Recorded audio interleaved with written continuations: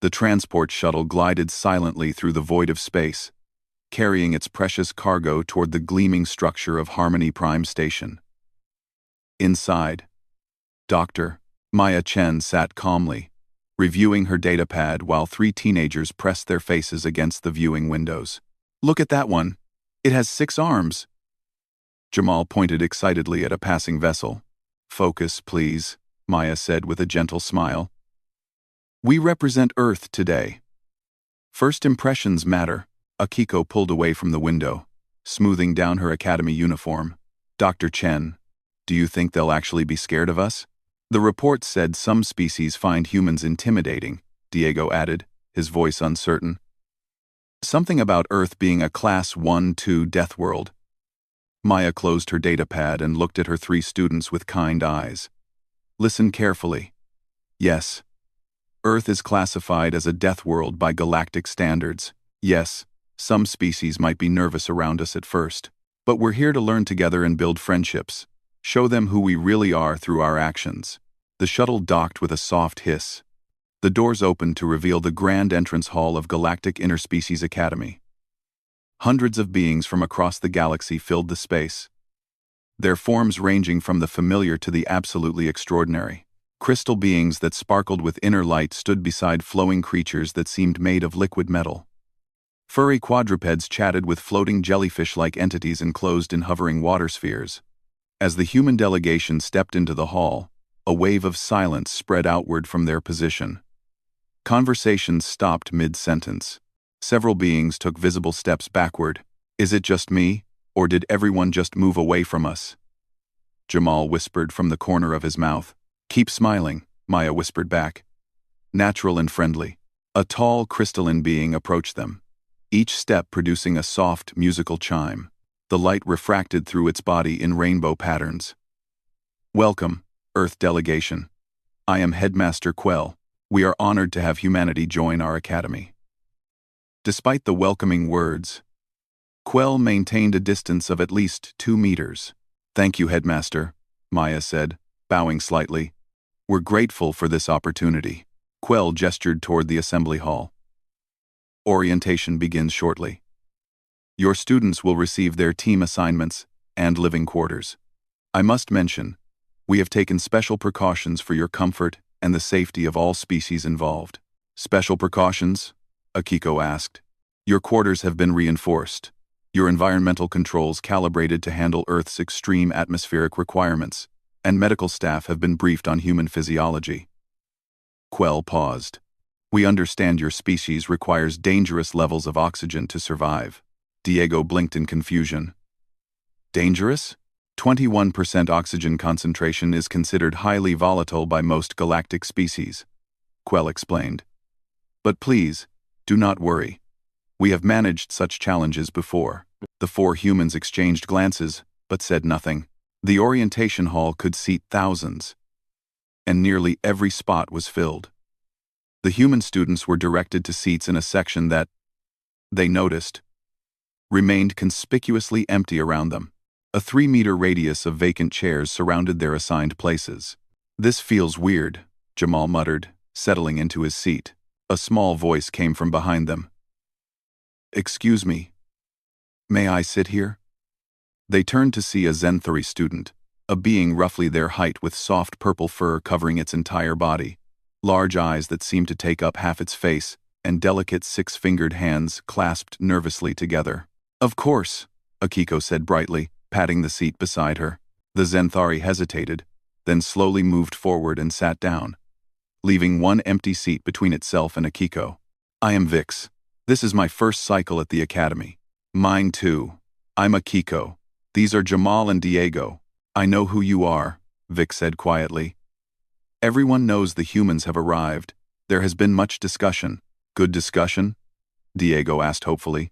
Vix's large eyes blinked slowly. "Curious discussion. Your planet is famous across the galaxy. Earth. The Class 1-2 Death World. I have read about it in my xenobiology studies. The extreme conditions, the aggressive fauna, the violent weather patterns." Vix paused, studying them carefully. You seem very calm for beings who live in such terror. Jamal laughed before he could stop himself. Terror? Earth is home. It's actually pretty nice. Vix's eyes widened even further, which seemed impossible. Nice? But the reports say your planet experiences temperature variations of over 50 degrees in a single day. That your atmosphere produces electrical storms with billions of volts. That massive rotating wind systems destroy entire settlements regularly. Well, yeah, sometimes, Diego admitted. But that's just weather. You learn to deal with it. Vix looked like this information was breaking its understanding of the universe. Headmaster Quell's voice rang out across the hall, calling everyone to attention.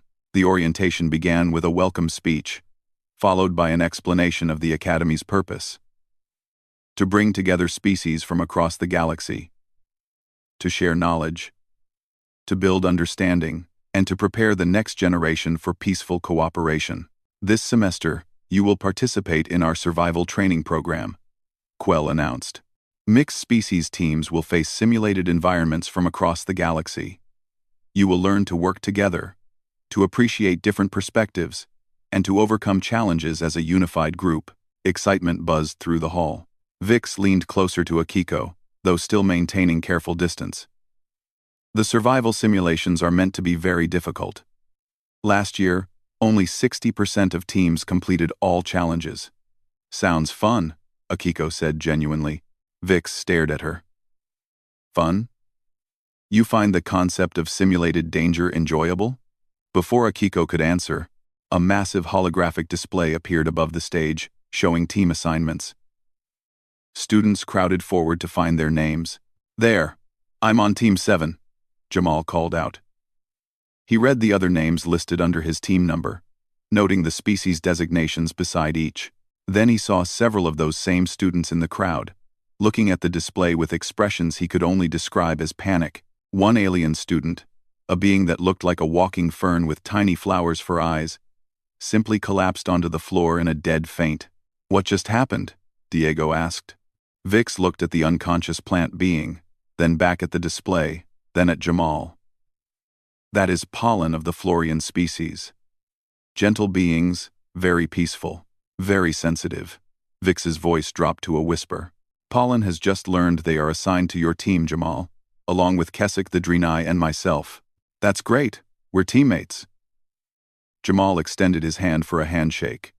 Vix looked at the offered hand like it might explode. Teammates, Vix repeated weakly. With a human. From the death world. Teammates. From the death world. Around them, similar reactions were occurring as alien students discovered they would be spending the next 3 days in close quarters with the species from Earth, the planet so dangerous that most galactic citizens could not survive there for even a single hour without extensive protective equipment. Maya watched the scene unfold and smiled quietly to herself. This was going to be an interesting semester indeed. The simulation preparation room buzzed with nervous energy as students gathered their assigned equipment. Jamal watched with growing confusion as his teammates loaded themselves down with gear. Vix wore what looked like a full environmental suit, complete with helmet and breathing apparatus. Across the Zenthari's back sat an emergency beacon, a medical kit, and a personal shield generator. Pollen, the plant-like Florian who had fainted during orientation, was enclosed in a protective pod that hovered half a meter off the ground.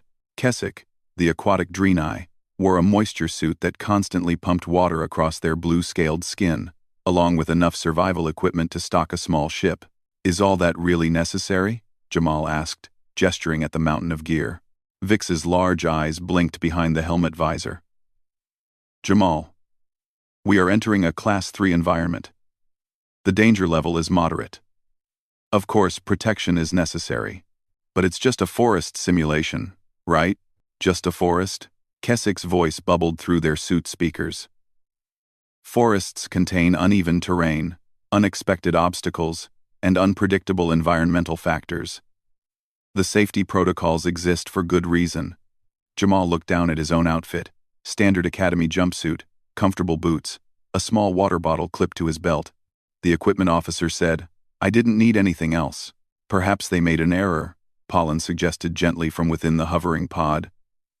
You should return and request proper protective gear. Nah, I'm good. Let's do this. The simulation chamber doors opened, revealing a peaceful woodland scene. Tall trees with blue-green leaves stretched upward, their branches creating a canopy that filtered soft golden light. A carpet of moss covered the ground, and somewhere in the distance, water gurgled over stones. The air smelled fresh and slightly sweet. To Jamal, it looked like a pleasant park. To his teammates, it apparently looked like a nightmare. The ground is uneven, Vix observed, voice tight with stress. Those roots are protruding at random intervals, Keswick added, manipulating controls to make their moisture suits spray extra water across their scales. Pollen's pod floated cautiously forward, sensors extending to test the air. Atmospheric composition is within acceptable parameters.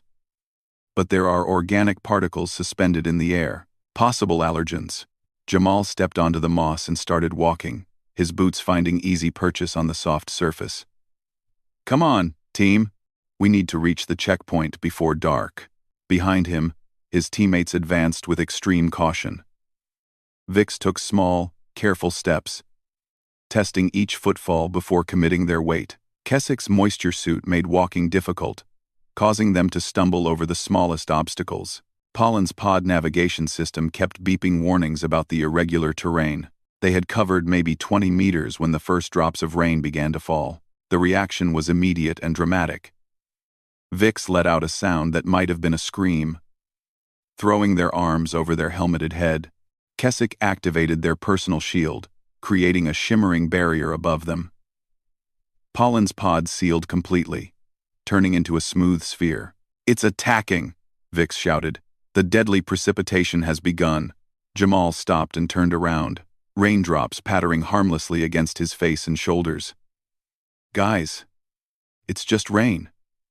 It's water falling from clouds. Totally normal. Normal? Vix's voice cracked. Jamal, liquid is falling from the sky without warning. This is a crisis situation. Earth experiences this phenomenon daily in many regions, Keswick said, their voice shaking. I read the reports. Sometimes the precipitation continues for hours, even days. Yeah, that's true, Jamal admitted, wiping water from his forehead. But it's fine. Actually, rain is kind of nice. It helps plants grow, fills rivers, cools things down on hot days. You are standing in it, Pollen observed from the safety of the sealed pod. Without protection. The water is touching your skin. Well, yeah, it's just water. The three aliens stared at him through their various protective barriers, clearly trying to process this information. The rain continued to fall, light and steady. Jamal waited patiently while his teammates had what appeared to be a heated discussion in multiple languages through their communication devices. Finally, Vix's shield lowered slightly. If you are certain it is not dangerous, Vix said slowly. Totally certain. I've been in rain thousands of times. Thousands? Keswick sounded faint. They continued forward, though now Jamal's teammates kept staring at him like he was performing some kind of dangerous stunt simply by walking in light rain. The path led them deeper into the forest, where the trees grew closer together and the terrain became more challenging. A fallen log blocked the path ahead.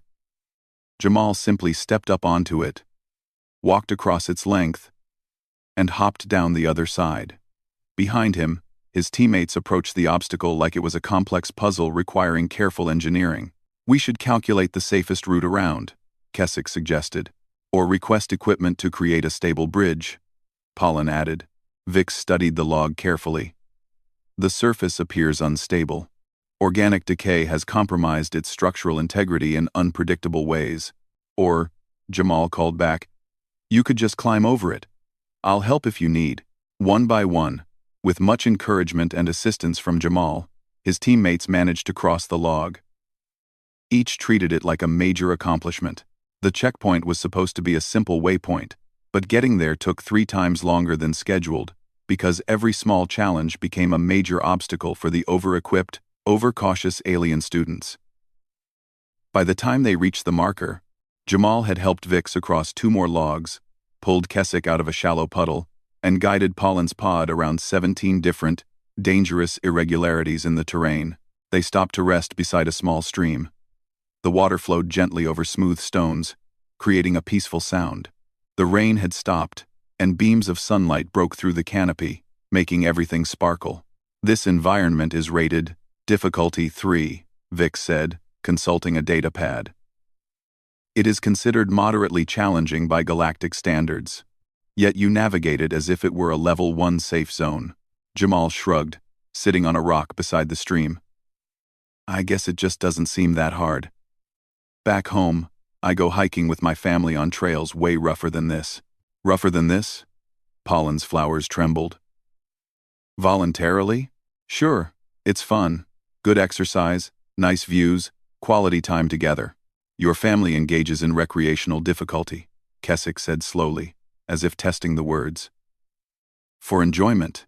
Yeah. Lots of humans do. We camp. We hike. We swim in lakes and oceans. Some people climb mountains or explore caves. It's normal stuff. The three aliens exchanged glances that Jamal couldn't quite read. Jamal, Vic said carefully, I begin to understand why Earth is classified as a death world. Not because the conditions would terminate most species quickly, though they would, but because humans evolved there. You find this normal because you were shaped by a world so harsh that this, Vix gestured at the peaceful forest around them, seems gentle to you. Before Jamal could respond, a sound came from upstream. Keswick, who had been examining the water, suddenly slipped on the wet stones. Their moisture suit, heavy with equipment, pulled them off balance. They fell sideways into the stream with a splash. The water was barely half a meter deep, moving at a gentle pace. For an aquatic species, it should have been nothing. But Keswick panicked. The current! It's pulling me! They cried out, thrashing in the shallow water. Jamal didn't think. He reacted on pure instinct, diving into the stream without hesitation. The water was cool and clear, flowing around him as he grabbed Keswick's suit and pulled them toward the bank. Within seconds, both of them were back on dry land. Jamal stood up, dripping wet, making sure Keswick was okay. He looked up to find all three of his teammates staring at him with expressions of absolute shock. You jumped in, Vix whispered.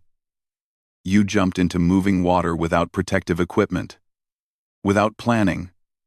Without calculating risk factors. Keswick needed help, Jamal said simply, wringing water from his shirt. But you could have been swept away by the current, Pollen said.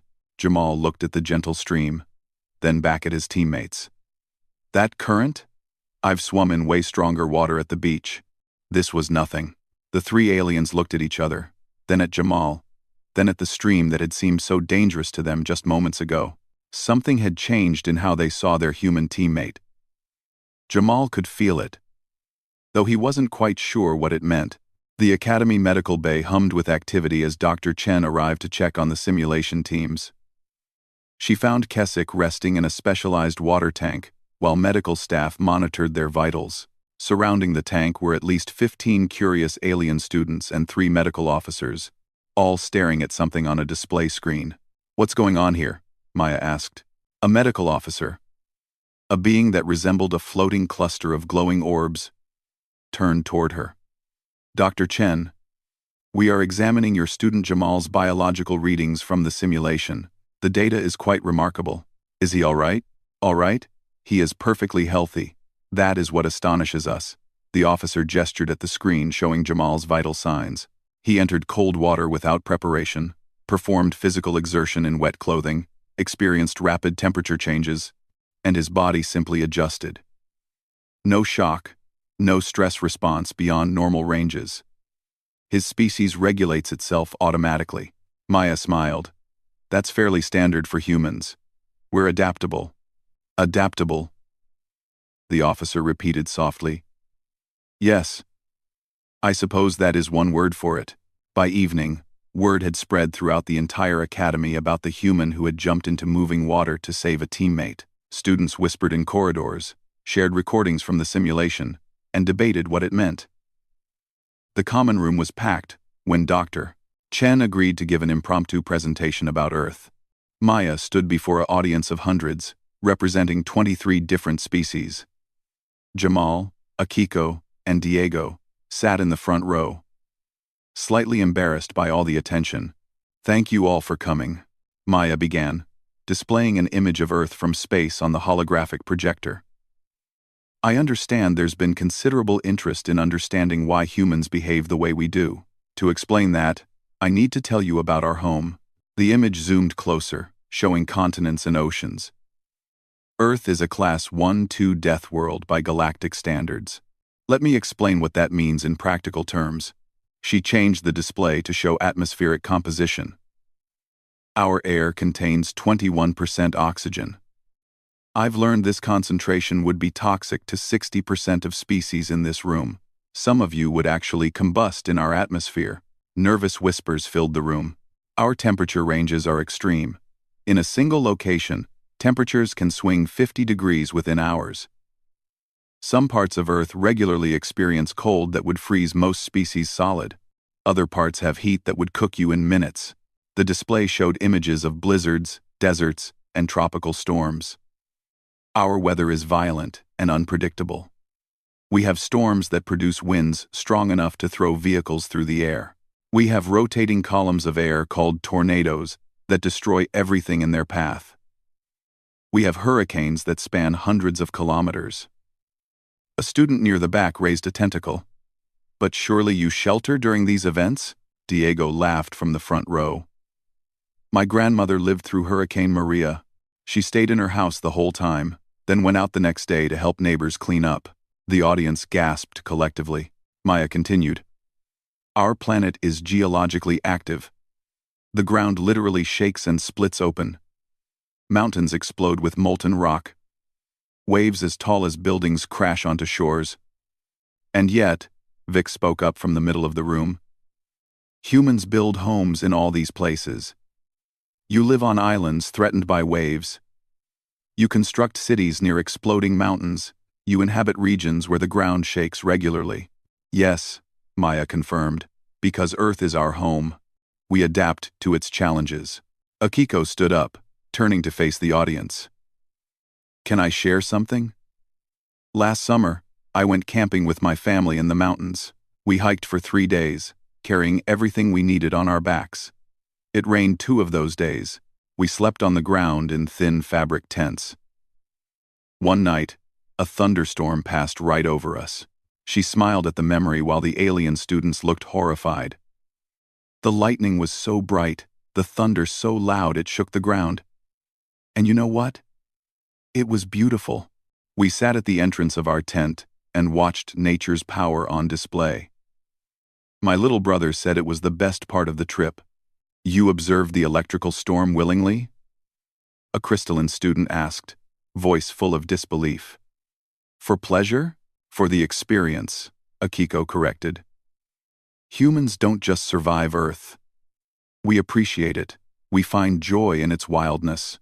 The display changed to show Earth's biodiversity. Maya continued her presentation. "Our planet hosts millions of species. Many are predators that hunt and eat other creatures. Humans evolved alongside these predators. We learned to compete with them, to defend against them, and eventually to coexist with them. We have animals in our homes," Diego added. "By choice. We call them pets. Dogs, cats, birds, even reptiles. We form bonds with other species. Earth's microbiological life is equally aggressive," Maya explained. "Our bodies fight invisible battles against bacteria and viruses every single day. Our immune systems are constantly active, constantly adapting to new threats." A plant-like student stood up, flowers quivering. "How do you survive with such constant danger?" Maya looked at Jamal, who stood to answer. "We don't think of it as constant danger. It's just life. You learn. You adapt. You help each other. When I jumped in that stream today, I didn't think about it as dangerous. I saw a teammate who needed help, and I had the ability to help them. That's what humans do. But you risked yourself." Keswick called out from where they sat near the water tank, having insisted on attending despite medical advice to rest. You could have been harmed. Could have been, maybe, Jamal agreed. But probably not. I've been swimming since I was 5 years old. I know water. I understand currents and how to move in them. Growing up on Earth teaches you to assess risks quickly and act when needed. Vic stood up slowly. I think I am beginning to understand something important. Earth being a death world did not make humans dangerous to others. It made you dangerous to challenges. You see obstacles that make other species freeze in fear, and you simply solve them. Maya nodded approvingly. That's very insightful, Vix. Humans learned cooperation because we had to. When you live on a world that presents constant challenges, you learn that working together makes everyone stronger. You learn that different skills and perspectives help solve different problems. She changed the display one final time, showing images of human cities, farms, and communities. We built civilizations by cooperating, by sharing knowledge, by helping each other survive and eventually thrive. The harshness of Earth taught us the value of community. A voice came from the back of the room. It was Headmaster Quell, who had been observing silently. Dr. Chen, you mentioned that humans assess risks quickly.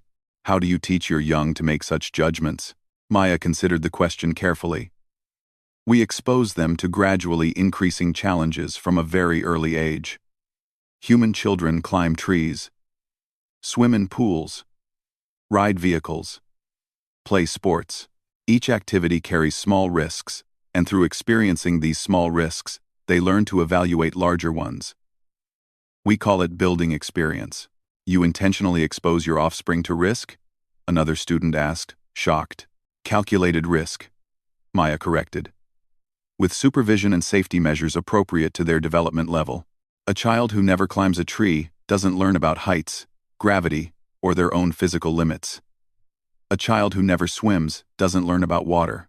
We believe experiencing challenges in safe ways prepares them for unexpected challenges later. Akiko jumped in. My parents always said that mistakes are how you learn. If you never risk making a mistake, you never learn anything new. The alien students sat quietly, processing this philosophy that seemed so foreign to most of their cultures. Headmaster Quell moved toward the front of the room, crystalline body chiming softly. This has been most educational. I believe I speak for everyone when I say we have much to learn from humanity's perspective. The headmaster paused, light refracting through their form in thoughtful patterns. In fact, I would like to propose something. Dr. Chen, would you and your students be willing to help design our next simulation exercise? Maya raised an eyebrow. What did you have in mind? Something that will challenge all our students equally. Something that will require the kind of adaptability you have described. I believe it is time for the Academy to embrace a more dynamic approach to learning. Maya smiled, a knowing look in her eyes. I think we can arrange something interesting. Jamal, Akiko, and Diego exchanged excited glances. Around the room, alien students whispered nervously, wondering what the humans would consider an appropriate challenge. Vix leaned over to Pollen.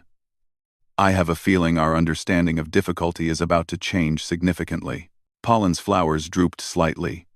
That is what concerns me. 3 days later, every student at Galactic Interspecies Academy gathered in the main simulation chamber. The space was enormous, capable of holding 1,000 beings comfortably. Today, it would test them all simultaneously. Headmaster Quell stood at the central platform, addressing the assembled students. Today's exercise is unlike any we have conducted before. Dr. Chen and her team have designed a scenario that simulates a real crisis situation. All teams will work together in one shared environment. Nervous energy rippled through the crowd. Students adjusted their protective gear and checked their equipment supplies. The scenario is this, Quell continued. You are aboard a research station when multiple systems begin failing simultaneously. Your objective is to restore basic functionality before life support is completely compromised. You will have 2 hours. The lights dimmed. When they returned, the simulation chamber had transformed into a detailed replica of a space station. Corridors stretched in multiple directions, consoles flickered with warning lights, and an alarm blared somewhere in the distance. Then the chaos began. The temperature suddenly spiked upward. Students gasped as their environmental suits struggled to compensate. Just as quickly, the temperature dropped, causing frost to form on metal surfaces. The lights flickered, plunging sections into darkness before returning at half strength. The gravity fluctuated, making everyone stumble as their weight changed unpredictably. "Systems failure in sectors 3 through 7, a mechanical voice announced. "Hull breach detected in Corridor 12. Toxic gas leak in the main junction. Power distribution offline. Emergency protocols engaged." All around the chamber, alien students froze. Their training had prepared them for controlled environments, predictable challenges, and problems that appeared one at a time in logical sequence. This was overwhelming chaos. Vic stood near Jamal, large eyes wide with panic. "Everything is failing at once. How do we prioritize? What do we address first?" Jamal looked around calmly, his mind already processing the situation. He spotted Akiko near the power control station and Diego by the environmental controls. They made eye contact across the chaotic space and nodded to each other. "Okay, everyone, listen up." Jamal's voice cut through the panic. "We need to organize. This looks bad, but we can handle it if we work together." Some students turned to look at him, desperate for direction. "Akiko, what's the status on power?" Jamal called out. Akiko was already examining the control panels, her fingers moving quickly across the interface. "Main power is offline, but we have 3 backup generators. 2 are functional but not connected to the distribution grid. I need someone with electromagnetic sensitivity to help me trace the connection points. Crystalline species. Over here." Jamal waved toward Akiko's position. "Your natural abilities can sense the energy flow patterns. She needs you." 3 crystalline beings, including Headmaster Quell, who had joined the simulation to observe, moved toward the power station. They had never considered their natural electromagnetic senses as particularly useful for engineering, but they followed Jamal's direction. Diego was moving between control panels at the environmental station, reading displays quickly. "Life support is failing because the temperature regulators are fried. We need to manually balance the heating and cooling systems, but I can't monitor all sectors at once." "Plant-based species," Jamal called out. "Florians, over to environmental. You can sense temperature changes better than anyone. Help Diego identify which sectors need heating or cooling." Pollen and 5 other Florians floated quickly to Diego's position, their pods opening slightly. They had spent most of their time at the academy keeping their temperature-sensitive abilities carefully regulated. Now those same abilities were suddenly valuable. The gravity fluctuated again, and several students fell. Jamal kept his balance easily, years of Earth's unpredictable conditions having taught him to adapt to shifting circumstances instantly. "Keswick," Jamal spotted the Draenei near a wall panel. "The water lines are damaged. We need someone who understands fluid dynamics and can work in wet conditions." Keswick hesitated. "But I failed in the stream simulation." I panicked. "That was different. This is your element. Water is what you know better than any of us. We need your expertise." Something changed in Keswick's posture. They moved toward the damaged water lines with new confidence, their aquatic nature suddenly an advantage rather than a liability. 2 other Draenei students joined them. The toxic gas warning blared louder.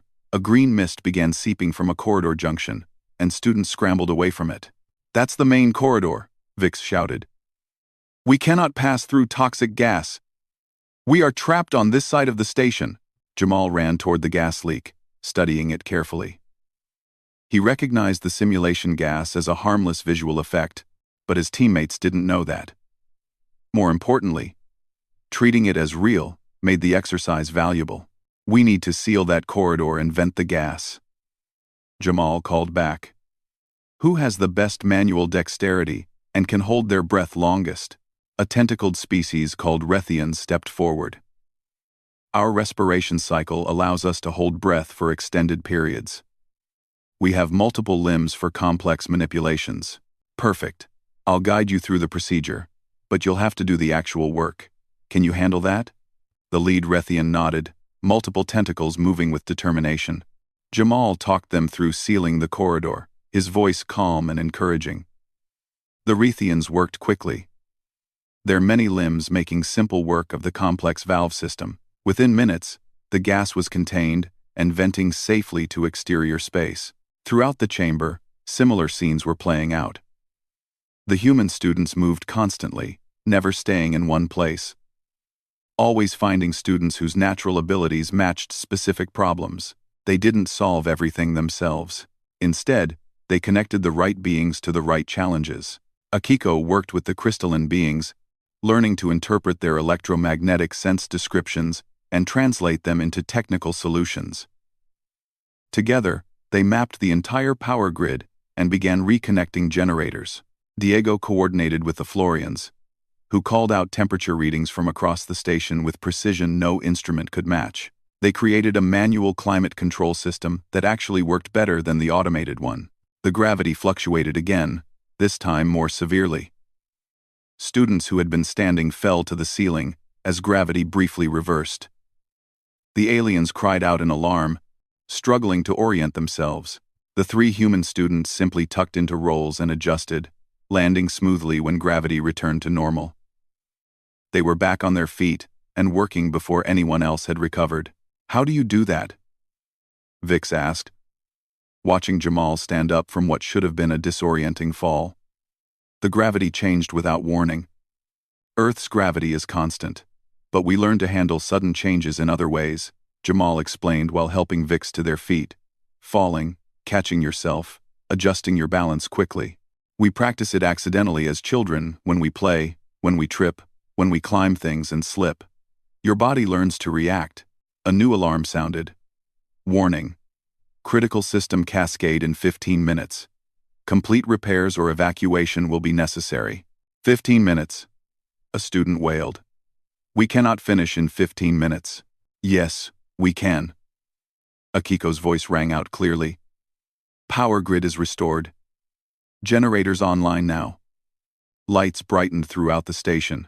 Consoles came back to life. Students cheered. Environmental systems balanced, Diego announced.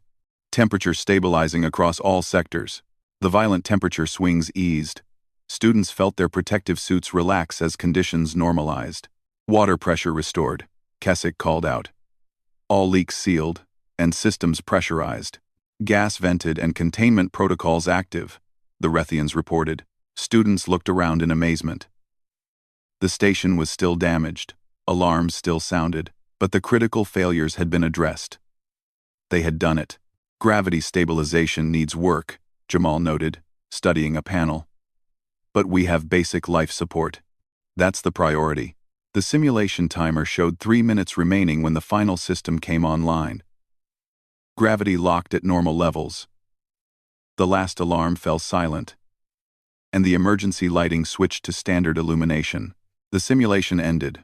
The chamber transformed back to its normal appearance. 1,000 students from 23 species stood together, many of them positioned far from their original team assignments, working with species they had never collaborated with before.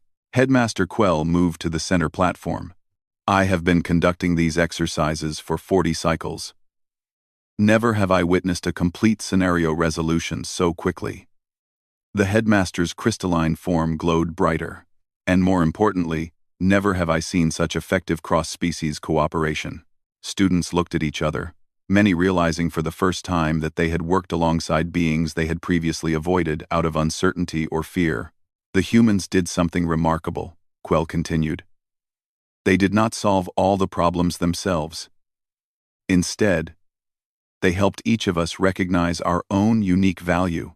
They saw abilities we did not know were useful and showed us how to apply them. Vix stepped forward. Headmaster, I wish to say something. The Zinthari's voice was stronger than before. When the humans arrived, many of us were frightened. We knew Earth was a death world, and assumed that made humans dangerous.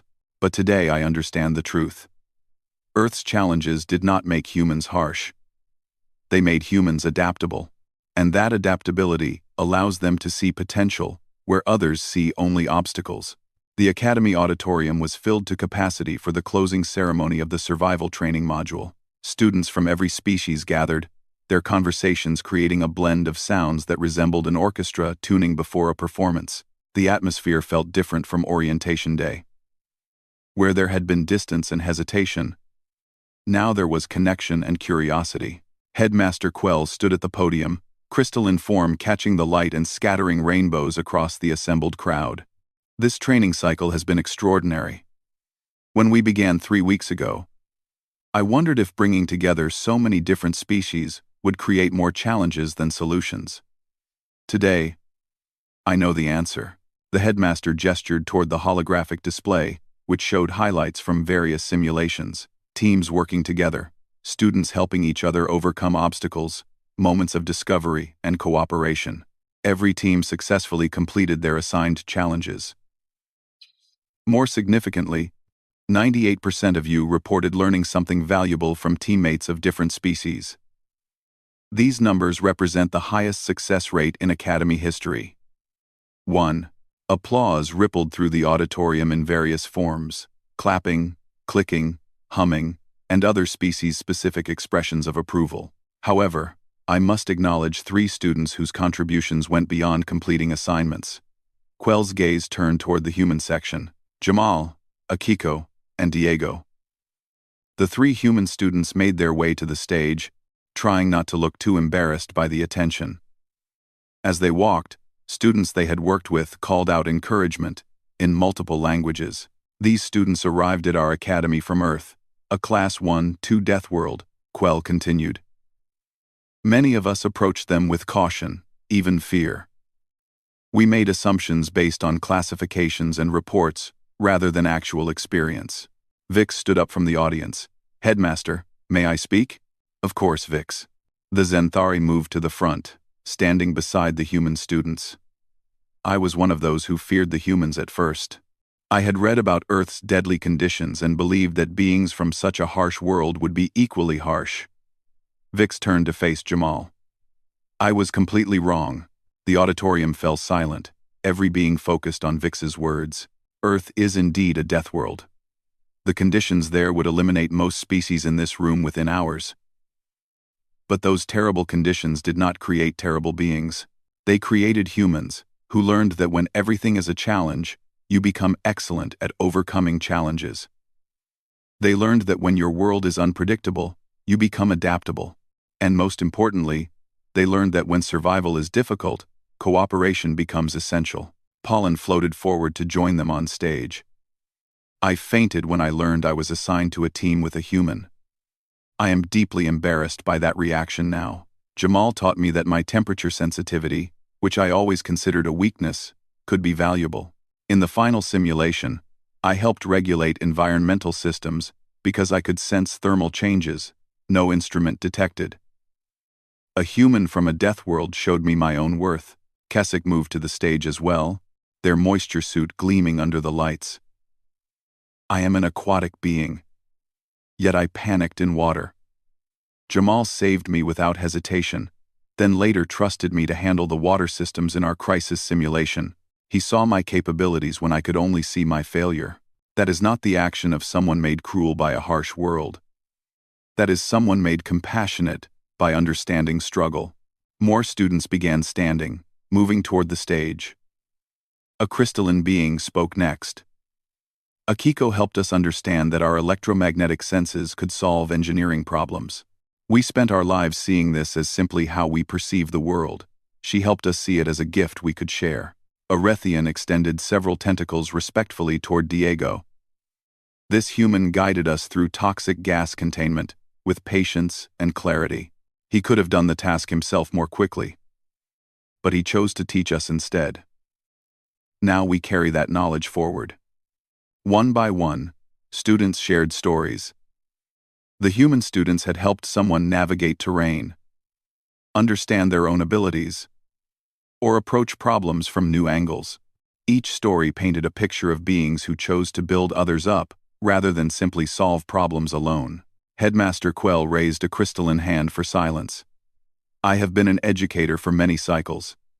I have taught thousands of students from hundreds of worlds, but these 3 humans have taught me something I did not fully understand before. The headmaster's form seemed to glow brighter. True strength is not about enduring harsh conditions alone. True strength is using your own experience to help others overcome their challenges. The headmaster turned to Dr. Chen, who sat in the front row. Dr. Chen, the Galactic Academy Council has approved a proposal. We would like to establish a new program, and we hope humanity will partner with us in developing it. Maya stood, moving to join her students on stage. What kind of program, headmaster? We wish to create an adaptive specialist training course. Students from across the galaxy would learn the principles your species embodies. Flexibility, creative problem solving, and collaborative thinking under uncertain conditions. We want humans to help design and teach this curriculum. The auditorium erupted in approval.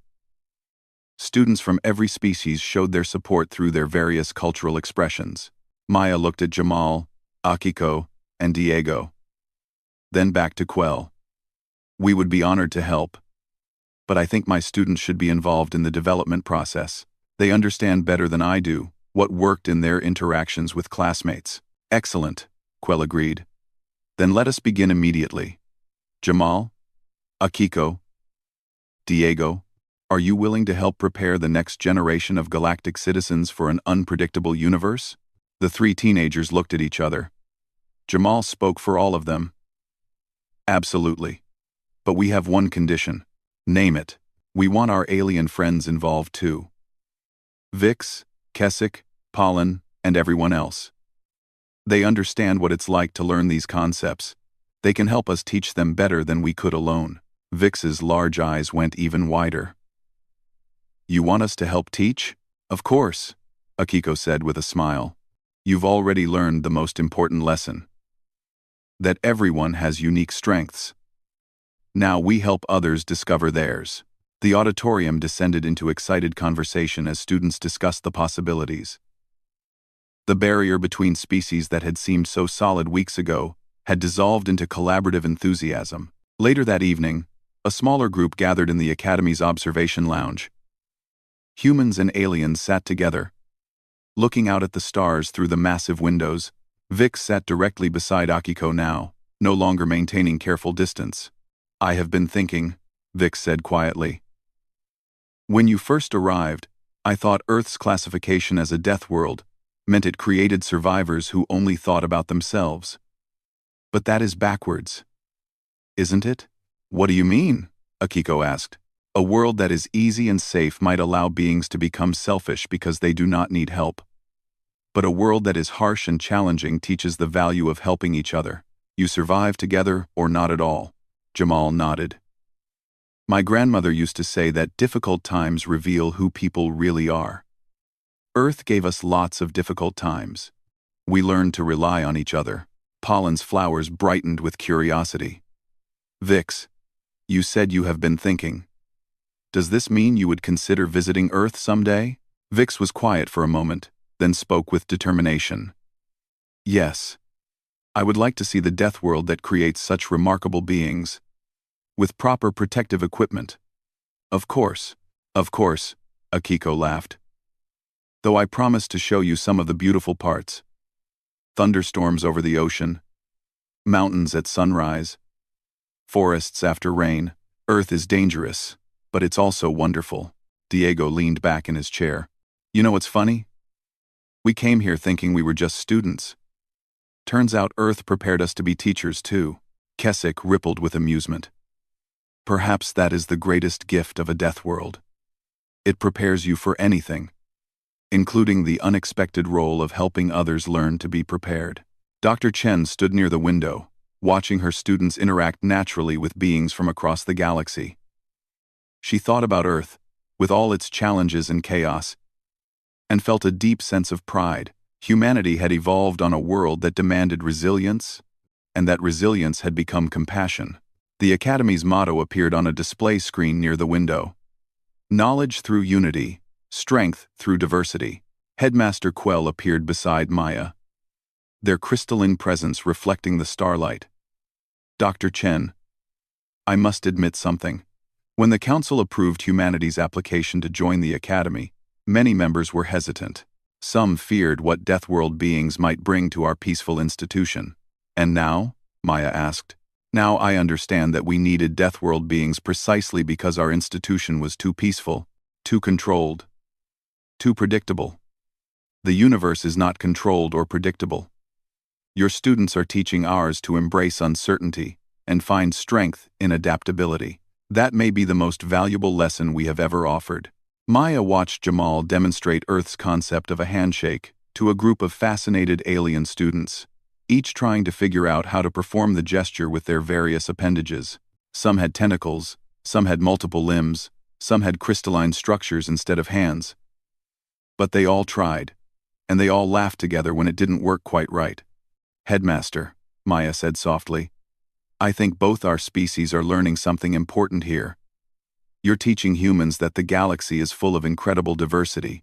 We're teaching your students that diversity is not something to fear, but something to celebrate and utilize. A fair exchange, Quell agreed. Out in the stars, countless worlds spun through the darkness. Some were gentle and safe, others harsh and demanding. But in this moment, in this station, beings from all types of worlds had found common ground. Earth would always be classified as a Class 1-2 death world in the galactic records. That classification would never change because the facts were accurate. But now, when galactic citizens heard that classification, they would think not of danger but of the remarkable beings who called that dangerous place home.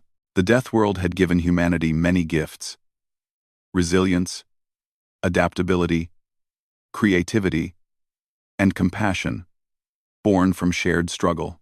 And now humanity was sharing those gifts with the galaxy, one friendship at a time. Vix looked up at the stars, then at the humans beside them. Akiko, when we visit Earth someday, will you really show me a thunderstorm? Akiko grinned. I'll show you a thunderstorm, teach you to swim in the ocean, and take you hiking in the mountains. You'll see why we love our dangerous little planet. I look forward to it, Vix said, and meant it with all their heart. The observation lounge filled with laughter and conversation as students from across the galaxy planned future adventures, shared stories, and built friendships that would span star systems. The Academy had brought them together, but humanity's death world perspective had shown them how to truly connect. And somewhere far away, Earth continued spinning through space, its storms raging, its mountains erupting, its creatures competing, completely unaware that it had just made the galaxy a little bit braver.